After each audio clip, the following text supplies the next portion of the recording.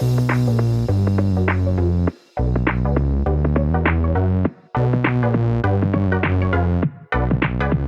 welcome everybody to another episode of Chris and Dave's Reality Cast. I am one of your hosts, Chris Phelps, and my co-host and very good friend is Mr. Dave Horrocks. Hey there, Chris, and hello to our listeners out there. Welcome to Chris and Dave's Reality TV Cast. We are covering Married at First Sight UK, Series 6, Episodes 1 to 4, Chris. Chris, it is great to be back. It is, Dave, and I've got to say that obviously this is all my doing, because we weren't going to be recording an episode about this show. It is on 4 days a week. I was like, I'm going to dip my toe in this. Never really watched it. Our good friend Michelle Jordan from Radio Berkshire had also said, are you covering it? And I'd started watching it as well. And then I was like, Dave, just have a watch of this, Dave. And you were a couple of episodes behind, watched them, and then text me at ridiculous o'clock, because obviously I'm up so early, and said, you motherfucker, you have dragged me in. So here we are, Dave, just to talk about what's happened in the first week at Married at First Sight UK. Now, Chris, have you watched this series before? And not season 6, but Married at First Sight before? I have watched bits of different series. I remember there was that big cliffhanger on the Australian one, so I jumped onto YouTube to watch that. I have watched bits of it, Dave, but I must admit it's never held my attention properly to say I've been like Love Island, probably because there's so much reality stuff I watch. So no, my truthful answer is no, not completely dedicated. Not as much as I've watched this week. What about yourself? Yeah, so I caught a little bit of the Australian one. I can't remember which series it was last year, but I mean, it just looked bonkers. And so I went on to Channel 4 Catch Up, and it had the UK version. I put the UK version on, and it was so tame in comparison. So it followed 3 couples, and it just, they went through the whole experiment. So you had these people, they were, pairing people up like they were top trumps or something. And then these people would get married. That was a legal marriage at the time. And I noticed that in this series, it seems to be like a mock marriage. It's not actually formal. But yeah, I mean, it was okay watching, but it wasn't like the Australian version.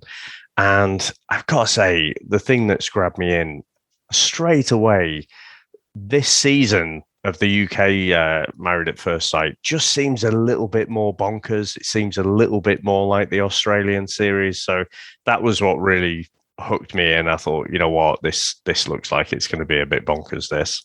It is, and you're right. And look, if you're ever going to try and drag me in, or even you, why don't you put on a loudmouth fucking Geordie who has such a high opinion of herself that she literally, and one of the other girls as well, more. So we've got Nikita and Morag on different episodes, but very similar. They think that they're ordering men from Just Eat, Dave. And, oh my word. Nikita, honestly, for me, I think she's a bit of a setup. And it's quite funny you've answered that, because I've not read that. But so they're not legally binding marriages then, are they? So this whole thing, because I think Nikita, as much as she's been great entertainment and has reeled me in, is fake as fuck, Dave. And I don't think there's any intention of these relationships. She's just been horrid. I've had so many messages, DMs from people and stuff saying like, are you watching it, you two? What's going on? Have you seen Nikita? Because, Dave, she's awful, isn't she? She is, and just about the DMs and stuff. So we have called a little bit of an audible, haven't we? We said we weren't too sure about what we were doing after Love Island, and we were thinking we were going to start Ready to Mingle, but I think this has both hooked us in, hasn't it? So I think you're probably going to watch Ready to Mingle as well. That's 5 nights a week starting this week. But I just think, that's too much of a commitment. So, Chris, I'm out. I know at some point I'll probably get hooked in, but it's just too much to watch this and Ready to Mingle 2 hours every weeknight. It's too much. So we're going to cover this one, and then we'll see where the chips land when this season finishes. But yes, Nikita, I mean, what is it these scientists said? In those early seasons of the UK one, I'm sure they had a vicar. And all I could think of, it was when you and I covered The Exorcist, wasn't it? On the VHS Strikes Back, you were talking about Yeah. the input of the church into your marriage, and you were out with all of that. I'm glad to see that side of it's gone. And these people have all their own specialties. But Chris, I'm calling these fuckers out because I think they're all shit. They all talk a good game, but they could argue any case because some of the pairings here are very, very questionable. And the one fella says, "Oh, Nikita, she's a ball of energy, isn't she? Or is it ball or bundle of energy?" And all I was thinking was, no, she's a fucking nightmare. And you are going to inflict her on someone else. And when we meet all the girls first, don't we? And you can see she loves the sound of her own voice. All the girls are like being on their best behavior, and she's just right in the middle of it, talking shit and not giving a fuck about anyone else. And it's like, oh gosh, going to be a complete nightmare here. And they pick for her, sorry, Ant, who seems like he says he's not very in touch with his own emotions, but he kind of seems to be. I don't know if that's just something he tells himself, but, he kind of grew up in a very masculine environment. His mum, unfortunately, had passed away early, but he just seems like a good, nice bloke. Really handsome lad, got a great body on him. And I just thought, you fucking scientist pricks, you have just thrown him under the bus because he's going to have a nightmare with her. Oh, Dave, and you're right. I mean, Nikita's list, what made me laugh is Ant's a good looking lad. She's good looking, but she's not as good as she thinks. She thinks she's a fucking 11, Dave. And I'm not going to give her a scoring thing because that's unfair. But the way she's at scoring Ant and everyone else who she thinks that she's rated on is unbelievable. It's like she's half Thai, half English. Her dad's a Geordie, her mum's from Thailand. Very exotic looking girl, but she's had so much fucking fillers and Botox in that, Dave. It's unbelievable. And she has such a high opinion of herself. I find it so difficult to root for her. You can see she's very insecure. You can see that she's very outspoken, and her way of dealing with things is just to be so boisterous, but she's just horrible at the moment. And I've seen nothing redeeming from her to go, you know what? I can see the good in her. She's just a spoilt fucking brat who's walked off the set of Geordie Shore, or probably walking onto the set of Geordie Shore. Yeah. And I mean, she wanted a guy who's got fucking veneers. She wants someone with muscle. Tattoos are a bonus. Wants someone ripped up and that, Dave. Wants someone who's got tan skin. Well, basically, she's describing Dwayne fucking Johnson, Dave. I don't see many Dwayne Johnsons in fucking Newcastle ever. Even in Manchester, we don't see many of them, Dave.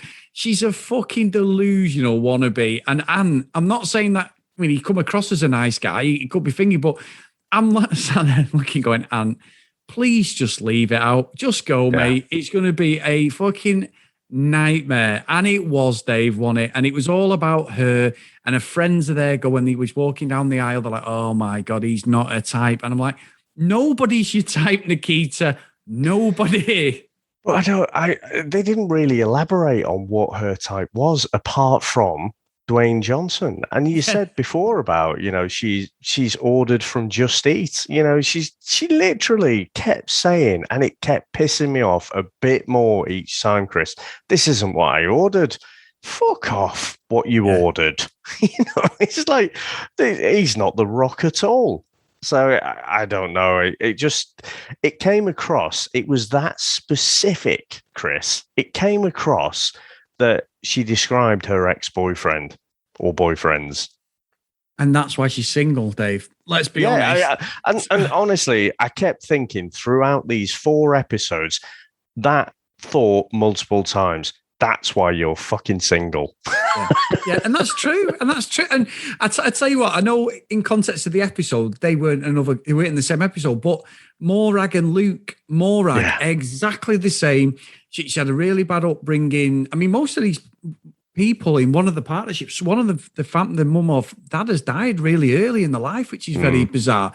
But Morag, terrible time. She lost her dad. He lived in a beefer. He looks quite older than her. He was a party animal. She was. And I kept thinking, you know what? I feel really sorry for them. They all met together, didn't they? The girls had this weird hen party, which, Dan is quite, which we'll talk about. Dan is one half of the gay couple, which I thought was very obvious he was going to go with the girls, the way they teed him up walking in. But she was doing the same thing to this Luke. This Luke has got proper insecurities. He's had his hair done because he didn't feel he was good looking enough. He's really, really been hurting his relationship. So what do you do? Put with someone who turns around to him and go, well, did you get what you ordered? Because you're not what I ordered. And I'm like, holy fucking shit. Even on Nikita, I thought was horrid throughout. She wears a heart on her sleeve. She's not going to change. I thought Morag was even worse, Dave, if I'm being completely honest. She was more subtly horrible, I thought. And again, I don't see why it's justified. Again, I think she's got a very, very high opinion of herself. And actually, they don't look badly paired to me. But she obviously feels like she can do much better than him. And again, it's like, it's not what I ordered. I've got to say, Chris, I mean, Dad seemed like a bit of a Peter Stringfellow to me. He's like crossing Ibiza, living the high life, and she's idolizing him. I don't know if maybe if she's spent a lot of time over there, had a lot of holiday romances, maybe. I don't know. And obviously Luke he's very far from that, isn't he? He seems like a nice Welsh boy. And again, I can't help but feel it's a terrible pairing straight from the off. But I think, it was a little bit later, wasn't it? It was in episode 3 where she basically said, you're just not my type and there's no sexual chemistry there. There's just nothing there. And honestly, it was crushing to see that subtle disarming of him and basically shining a light on all of his insecurities. But he still turns up. He's still there the next day. And she even said herself, I'd have probably walked off. And she did feel a bit bad about it after. But yeah, it's a weird thing, Chris, because I almost feel like Luke's lack of self-esteem almost kept him there. He's been told how he isn't good looking and he's not up to scratch and what have you. I think if he did have a bit about him, he might have walked off there. But because he does feel so bad about himself, he's got such a low opinion of himself. He's like, oh, well, I've got to see this through and, try and make it work. Exactly. And I'd say what I'm calling out, though, Dave, is it's fucking brilliant. And we talked about this with Michelle on the radio the other day, was all the families are there. They obviously aren't told who or what the show's about, but they're all there and they're like, I've got something to tell you. I'm getting married to a stranger. And I'm like, well, hang on. The cameras are there from different angles. You've obviously shot that in different angles, and maybe said it a couple of times. And some of the families' reactions were genuine. I really did think, oh, fucking hell, they were really upset. There was that girl, Megan, who got with Bob. Bob had lost his mum early, but it was all like, right, guys. So you've got a camera fucking team following you around. They may not know what they're there for. I'm trying to cut them a bit of slack to see who's genuine, but some of it was just too cute. But just moving on to Morag and Bob. So obviously they were in the first episode with Nikita and Ant. Morag and Bob. Megan and Bob. Morag. Fucking all day. Megan and Bob. And, Bob, great lad. Megan, really nice girl. Tell you what, though, Dave, a brother. What a bell end. I know he's a twin brother, and you spotted him from a show we've covered, Dave, because I kept saying to Sam, what is he off this guy? Because he was really playing the part of the bad guy, wasn't he? Yeah. So her and Megan and the twin, whose name I can't remember, he was off Singletown, wasn't he? He was one of the people who were brought in for dates, and I'm sure he's the one who, did he date Charlie, or did he date Charlie's partner? Actually, I've got a feeling it was Charlie's partner, Elliot. Elliot, yeah.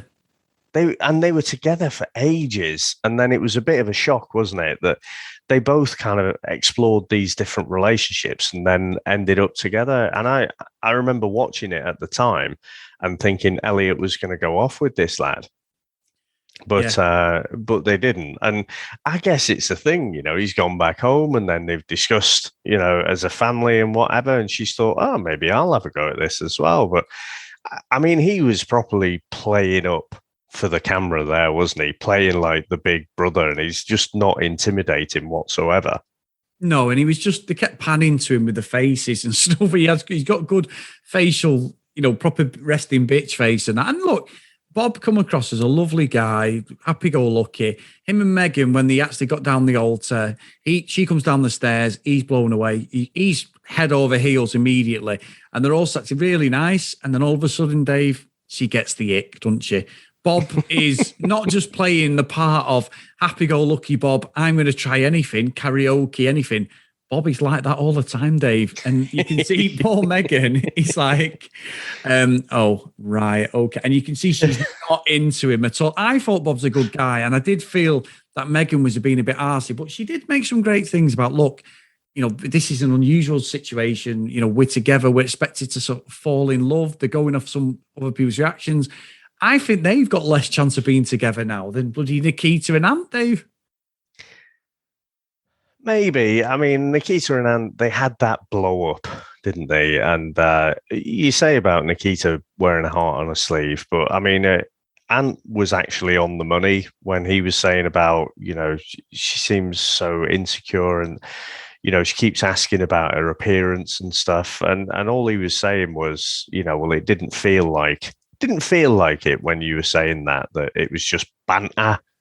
And, but she interpreted that as, well, you're calling me a liar. And then that was the whole blowout for them. But they seemed to get on a little bit better after that. But basically, he was right. It wasn't banter. And she was just agitated that he wouldn't just blow it off as banter. But these two, I mean, Megan and Bob, Bob's had all the E numbers, hasn't he? Yeah. You can see he's like a Duracell bunny. And it did make me think of you when you were saying you were on holiday and you're pissing everyone off because you're up early and like everyone's just like, let's sleep in. Whereas you can see Megan, I mean, again, she's another one, isn't she, that said, I've never been in a relationship. Oh, I tell you what, you've never been in a relationship. Seems like a good idea to go on married at first sight, doesn't it?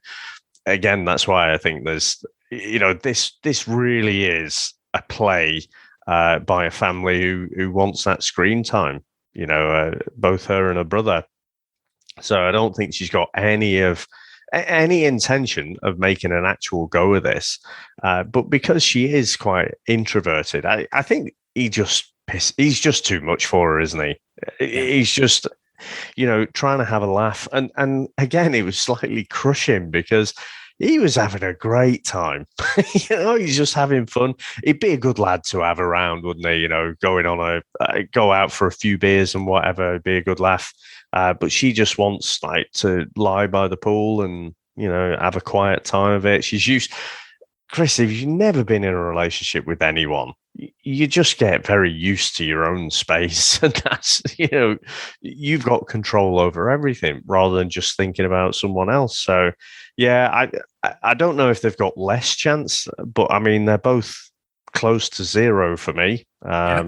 Just don't see these as a good pairing. Is it wrong, to have an extrovert and an introvert? Well, no, I think quite often you can complement each other, but these two are just so vastly different. And again, I question her reasons, and let's face it, they're all probably not there for the right reasons, as we say, but some are more obvious than others. Yeah, no, honestly, I'm in total agreement, Dave. And moving on to Dan and Matt. So when the guys get together for this sort of impromptu stag do, I said to Sam, I'm sure there's going to be our first gay couple on here. Just the way they were talking, both of them. Obviously, Dan came in with the girls. I said, we've definitely got a gay couple. Now, I've got a question, Dave. Matt, he was Howard Donald and Jason Orange, or he was Jason Orange and Howard Donald in a Take That tribute band. He's 39. Now, Dave, are we questioning his age there? Because I'm 42 and I don't think I look too bad. I'm 45 and he looks older than me. Exactly. Well, thank you. Yeah. But that's I don't the know. thing. It's just And that's it's not being an hard life horrible or something. Yeah, look, he's got the grey hair. I've got the salt and pepper haircut, so I can't say anything about that. But it works. But again, like you said, questioning like Paul and the scientists, the dating scientists, or whatever they're supposed to be, the matchup people. He's 27, Dan. He's a free spirit living like one of them guys who buys a camper van and just travels around Europe for the rest of his life. He's very opposite. And it looks like Matt has just fell completely in love with him, Dave. Like the family thing, he was wary of the age and he wants kids and stuff like that. And Dan's this, and it may work, Dave. Look, there's a 12-year gap. It could be the making of both for them, but it just feels like we're going to get these two have amicably decided to go their own way at the end of the show. It was proper love there and there's chemistry, but I think Matt's fell too soon for him. I honestly think it should be the way around. I think out of all the couples, quite honestly, these two have the best chemistry. And when I saw, they played up, before the ad breaks and stuff, the whole age gap, they were playing it up a bit, weren't they? Matt was almost looking down at him. It's like, how old are you exactly? And that 12-year age gap, it's not insurmountable, but I think it's the lifestyles as well. While all we've seen at the moment is them, on the honeymoon, and that's great. But actually, when life hits, Dan is going to want to be out by the beach, and he said he likes dancing even to the wind. That was a bit of me was like, oh, fuck off. It's a bit too much for me, that dancing to the wind. But and I think he's going to be looking to move to Northern Ireland, whereas Matt, he's probably not quite ready to up sticks and move. Complete lifestyle change and everything. So, I feel like something like that should really be discussed early on, with these so-called matchmakers who, again, from what I can see, Chris, I'm sure you and I could do a better job. If we had like 20 CVs, I think we could do at least as good a job as these people here, because you could basically argue anything. Yes. You could. And I think Bob and Megan are nowhere fucking near each other, right? So you've got them nowhere near each other. Let's say Dan and Matt, Dan's in a completely different country. But one of the most baffling one, Dave, is our next couple is Marilise and Frankie. Now, Frankie, Dave, is ex-soldier, lives in Dubai, personal trainer. I wasn't buying anything he was selling. He looks like he was about to fucking go on the rampage, Dave. That's all I'm going to say. That guy is intense. He's probably seen things we can only dream of. He wanted someone who's fit. He's walking on the beach, Dave. He's 47 or something. He looks good. He's ripped up. He looks really good body on him. But he was just too regimented, too like fucking in your face. It was all like what he wanted. Well, I hope she's got this. And I very much, we've called out Morag and Nikita, but he was doing the same. He's ordering of what he expects in a partner was just fucking nonsense. And honestly, I'm getting American Psycho vibes from Frankie, Dave. I really didn't like the guy. He was just a complete bellend, if I'm being honest. Yeah, and he's another one. I'm not sure how old exactly he is, but he's sort of, when he smiles, he's got that Bill Wyman sort of quality. Yes. He says one thing. Yeah. I think he actually looks a bit like a mate of mine back from Manchester, Andy. He's got that look about him, and you can tell, he looks after himself really well. But I mean, that is an interesting lifestyle, isn't it? To do strength and conditioning training over in Dubai for all those years. And then suddenly you want to come back to the UK and get married. Well, that's weird, isn't it? I mean, Marilise, she's got 2 boys there. She's not just going to fucking up sticks and move to Dubai, is she? No. And I think I got the impression, Chris, he wanted, an old-fashioned wife to stay at home, do his ironing, cook his meals and stuff. It seemed like that was on his menu. And I'm like, oh, this is not going to go well, this one. Yeah, because he said that he goes, well, obviously the wife had maintained the house and that. And I'm like, you chauvinistic bastard. You absolutely. What a wanker. I was like, we're not in fucking the 1950s, pal. You might have been in the army and think you're some fucking Rambo commando, but come on.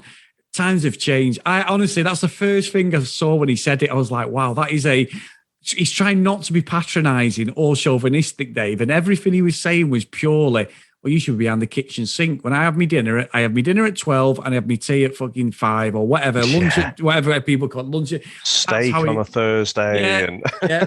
And I'd like it just in missionary position every Tuesday and no more than 10 minutes. Okay, is that okay? And it's like, fuck off, mate. Sure. So he's the one I've really got my eye on now. I'm over Nikita because she's just a dick, and Morag, she apologised to Luke, but I'm over it. But they were the two that we're going to explore more of their relationship as we go into next week. But he, for me, there's all sorts of alarm bells going off.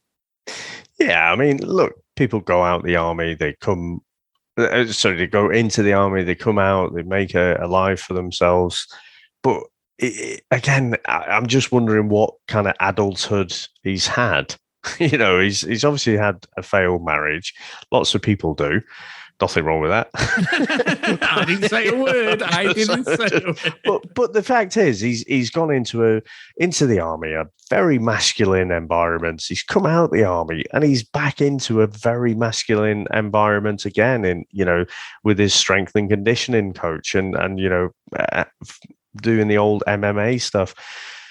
It just seems to me that I guess his mind, it would be like 30 years in the past. So I just don't see this going well at all. Marilee seems, a bit more of a modern woman. She's done a lot of things herself, hasn't she, as a single mum? And yeah, like I say, I'm wondering, how do these fucking matchmakers sleep at night, taking a paycheck to match this lot up? I don't know, Chris, but I mean, we get to Amy and Josh. Now, Chris, I'm looking at these. I don't see any of these couples No, working. I don't. Dan and Matt are the closest. The first gay couple in UK Married at First Sight. I don't know if there's been one in one of the other countries, but they to me have the best chemistry. But I think logistics will just see the end to them. But Amy and Josh, she's, what was she, 34 and he's 27. And, he's quite open that he's been a player, in the past, but he's stopping that now. He's just going to turn it off like a light switch, Chris, and he's going to settle down. I'm just like, I actually think Amy and Josh might be the worst paired couple out of the lot. Yeah. And Amy, 34, Josh is 27, Dave. And that I know it sounds daft because we're questioning Dan, or I'm questioning Dan and Matt. This guy looks like he's literally decided he's going to try and make it as a fucking completely, honest and he won't be faithful. The minute he got the call, Dave, the casting call for this show, he decided, right, I'm turning over a new leaf. And she's been hurt severely. There was, she'd said that she'd lost the baby and everything. It was quite emotional. Really lovely girl. These two are fucking never going to make it. It's going to be great TV, and we're going to explore, because the next episode will be about Marilee and Frankie and Amy and Josh properly. So we'll see the back end of how that works and what goes on. I'm sure at some point, because there is 16 people, so there's 8 couples. So we've gone with 6. They're all going to be together, aren't they? And this is where some of the other couples start cheating on each other and that. I know the premise of the show, so I'm really interested as we go into this back end of this week, Wednesday, Thursday. We should see them all mingling, so we'll probably see some other relationships. I reckon Josh will get with Nikita. I do. If you me, I honestly do, because he seems a bit as much of a player as anything. So, look, Dave, I've sucked you in on this completely, and I didn't think I'd be all in on it, but I've loved watching this. It's just been a breath of fresh air, to be honest. It has been good. And I think next week we'll meet more couples.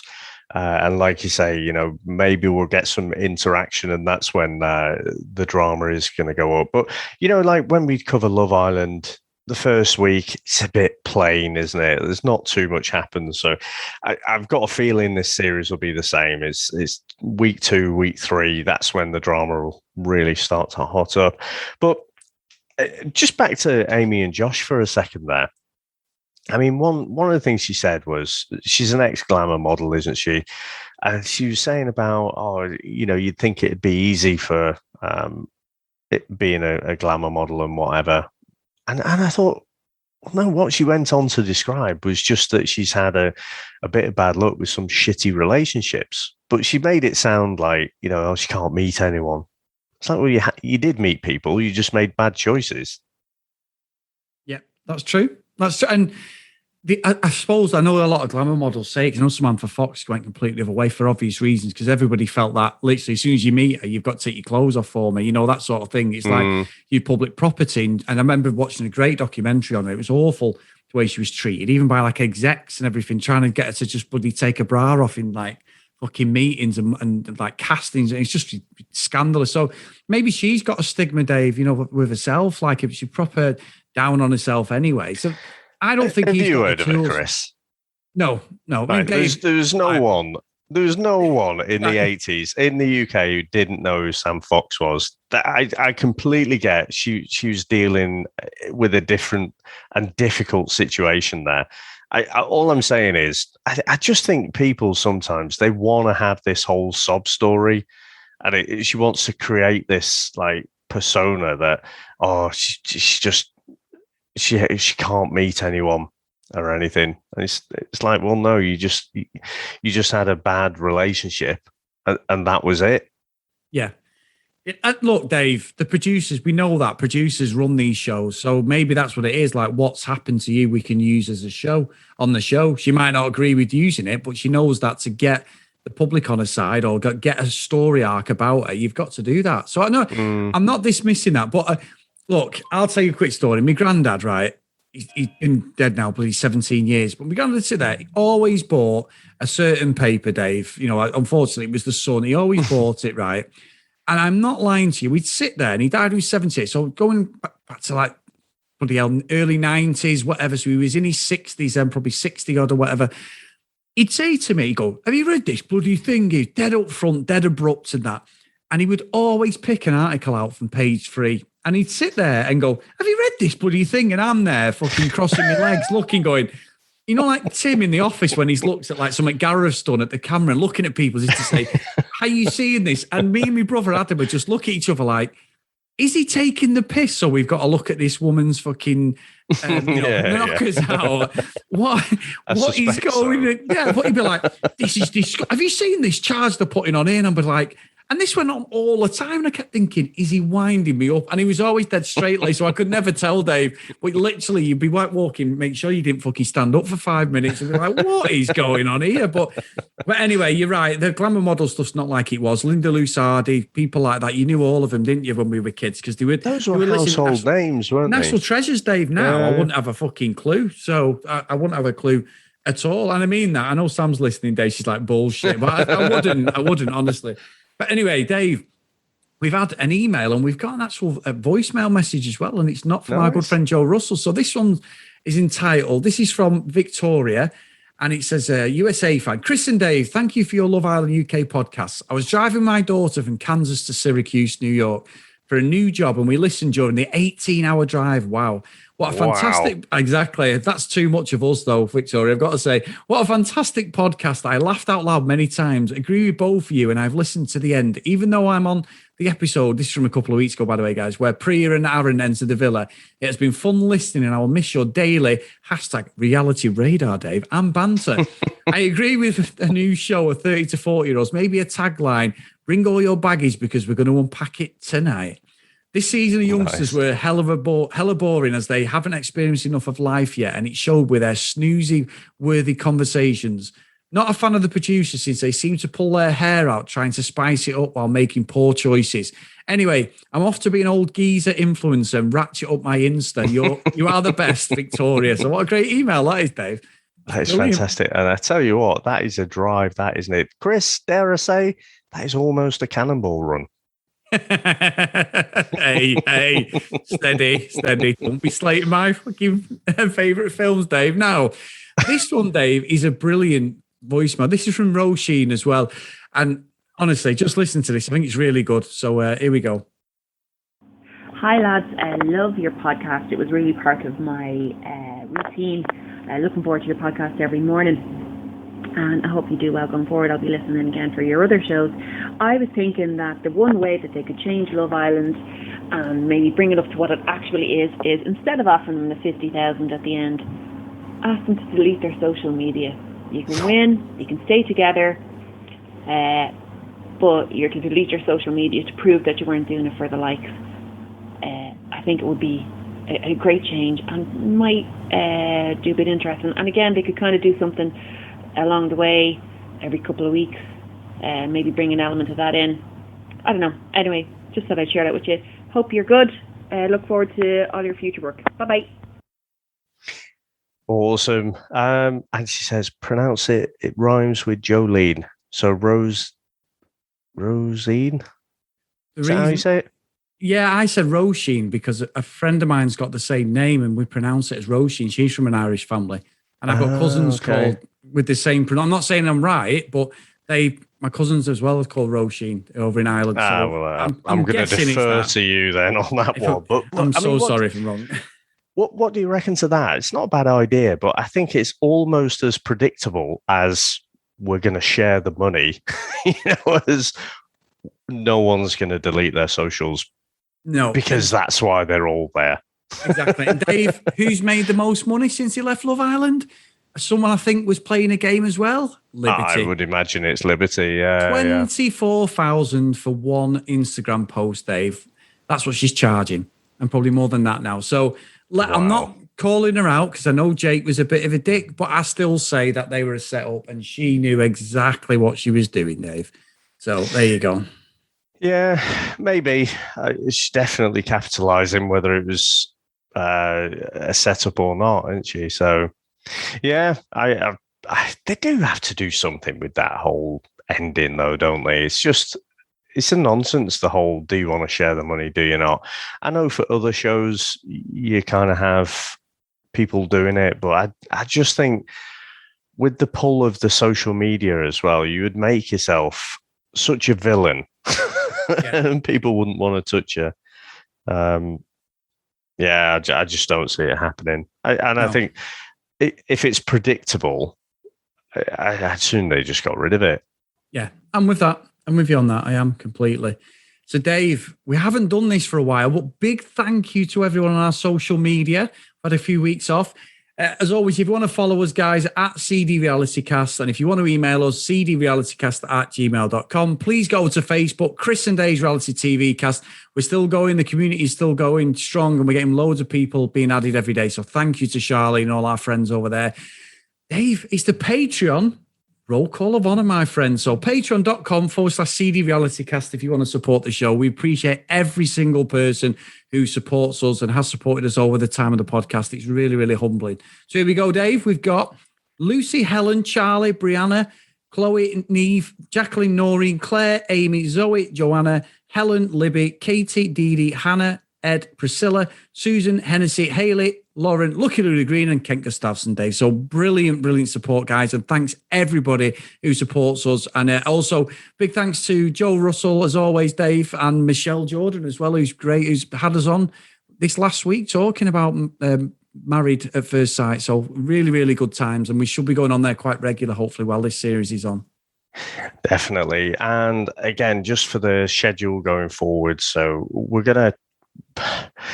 we are definitely, Chris, not doing the daily thing. We're going to do the weekly coverage. So we'll try and record either Saturday or Sunday, but we'll definitely try and get an episode out at the weekend covering and recapping everything that's gone on in that previous week. Brilliant stuff, mate. So, Mr. Horrocks, it's time to go. And I want to thank you, mate, because it's my fault we're here, sat here doing this, but I know we love talking about this stuff. So thank you. And just on a quick note for everybody who's downloaded the show and spread the word on what we do, unbelievable download numbers, guys. We're so humbled. Honestly, we both look at them and we're like, is this actually for real? So thank you. And at one point in that last week, we were the #1 Love Island podcast, Dave, in the UK. So that is even overtaking the main one. So thank you so much, guys. Awesome. Well, thank you very much, sir. I'll speak to you next time. Thanks for listening, everyone. And Chris, I bid you adieu. Goodbye.